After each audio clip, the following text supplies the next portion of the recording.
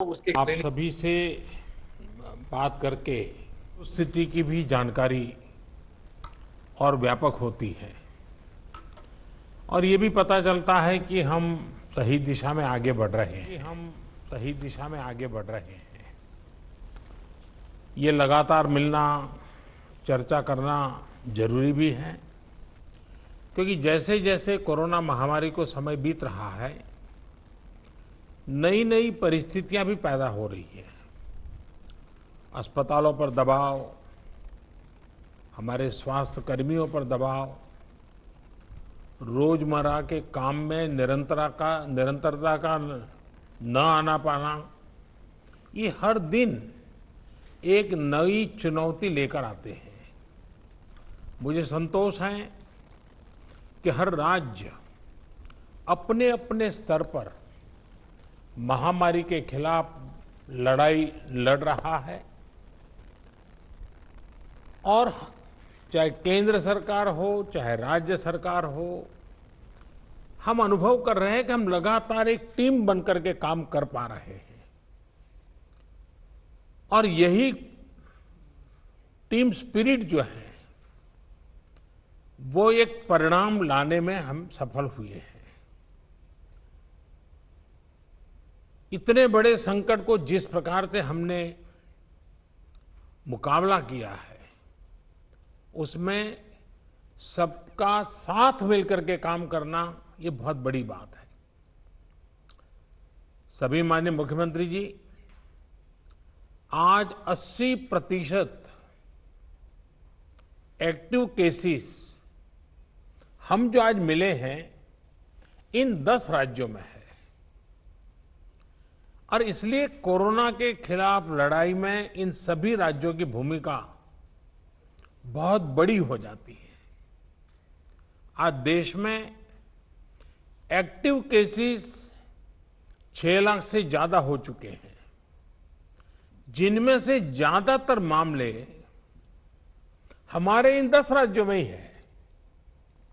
इसलिए ये आवश्यकता लगी कि इन 10 राज्यों के एक साथ बैठ करके हम समीक्षा करें, चर्चा करें और उनकी जो बेस्ट प्रैक्टिसेस है, उन्होंने किस किस प्रकार के नए इनिशिएटिव लिए हैं, वे सबके ध्यान में आए, क्योंकि हर कोई अपने अपने तरीके से प्रयास कर ही रहा है। और आज की इस चर्चा से हमें एक दूसरे के अनुभवों से काफी कुछ सीखने को, समझने को मिला है। कहीं न कहीं ये एक भाव आज निकल कर आया है कि अगर हम मिलकर अपने इन 10 राज्यों में कोरोना को हरा देते हैं तो देश भी जीत जाएगा। साथियों, टेस्टिंग की संख्या बढ़कर हर दिन 7 लाख तक पहुंच चुकी है और लगातार बढ़ भी रही है। इससे संक्रमण को पहचानने और रोकने में जो मदद मिल रही है, आज हम उसके परिणाम देख रहे हैं। हमारे यहां एवरेज फर्टिलिटी रेट पहले भी दुनिया के मुकाबले काफी कम था। संतोष की बात है कि ये लगातार और कम हो रहा है। एक्टिव केसेस का प्रतिशत कम हुआ है। रिकवरी रेट लगातार बढ़ता जा रहा है, सुधरता जा रहा है। तो इसका अर्थ यह है कि हमारे प्रयास कारगर सिद्ध हो रहे हैं। सबसे अहम बात यह है कि इससे लोगों के बीच भी एक भरोसा बढ़ा है, आत्मविश्वास बढ़ा है और डर का माहौल भी कुछ कम हुआ है। और जैसे जैसे हम टेस्टिंग को बढ़ाते जाएंगे, हमारी ये सफलता आगे और भी बड़ी होगी और एक संतोष का भाव हमको अनुभव होगा।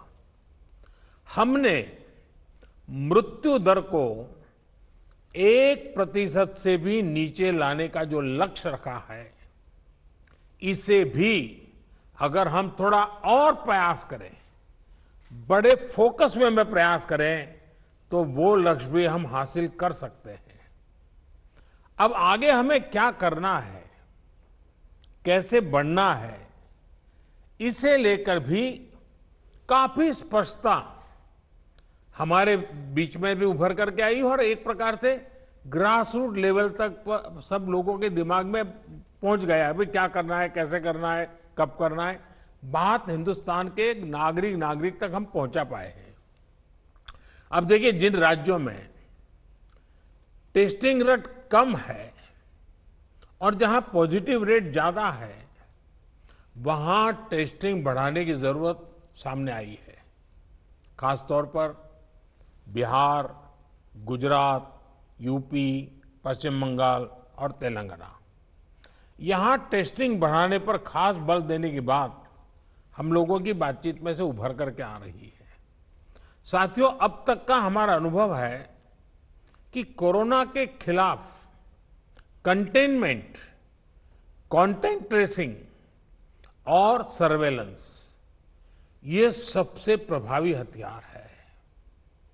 अब जनता भी इस बात को समझ रही है, लोग पूरी तरह सहयोग भी कर रहे हैं।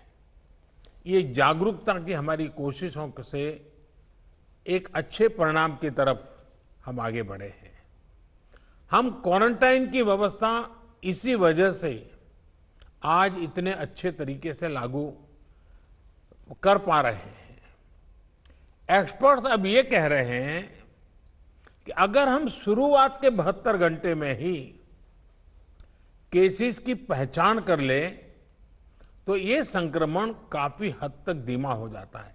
और इसलिए मेरा सबसे आग्रह है कि जैसे हाथ धोने की बात हो, 2 गज की दूरी की बात हो, मास्क की बात हो, कहीं पर न थूकने का आग्रह हो, इन सब के साथ अब सरकारों में और सरकारी व्यवस्थाओं में भी और कोरोना वॉरियर के बीच भी और जनता में भी एक नया मंत्र हमें बराबर पहुंचाना पड़ेगा, और वो है 72 घंटे में जिसको भी हुआ है उसके आसपास के सबको उसका टेस्टिंग हो जाना चाहिए, उनका ट्रेसिंग होना चाहिए, उनके लिए जो आवश्यक है वो व्यवस्था होनी चाहिए।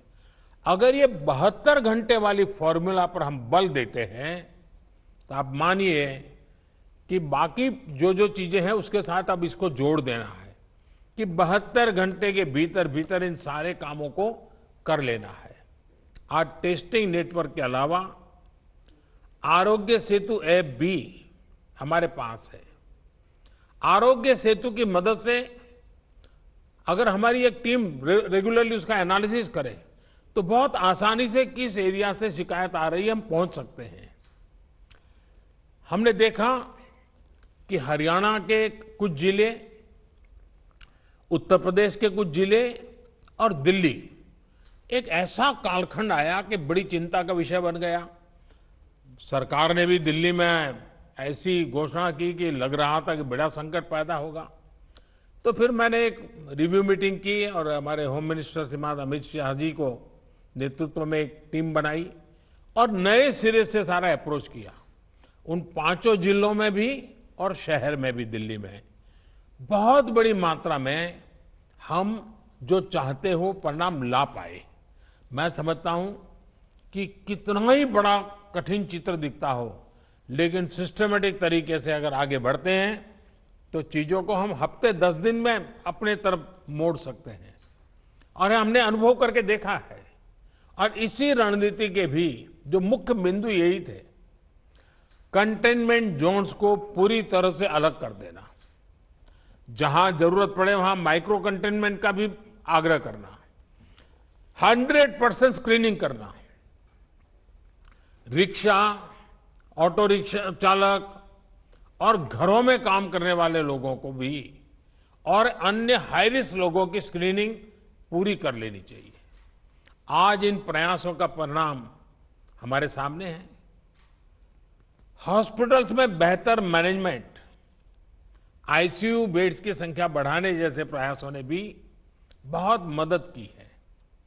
साथियों, सबसे ज्यादा प्रभावी आप सबका अनुभव है।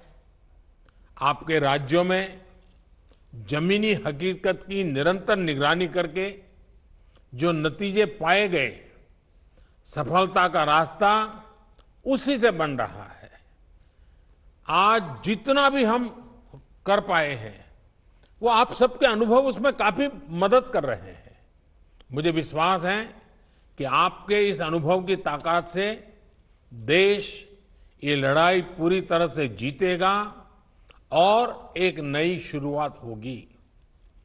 आपके और कोई सुझाव हो, कोई सलाह हो, तो हमेशा की तरह मैं हर समय आपके लिए उपलब्ध हूं।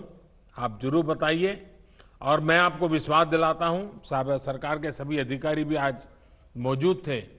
जिन जिन बातों का आपने जिक्र किया है, जिसकी चिंता करने के लिए कहा है, टीम पूरी तरह तुरंत ही उसको आगे बढ़ाएगी।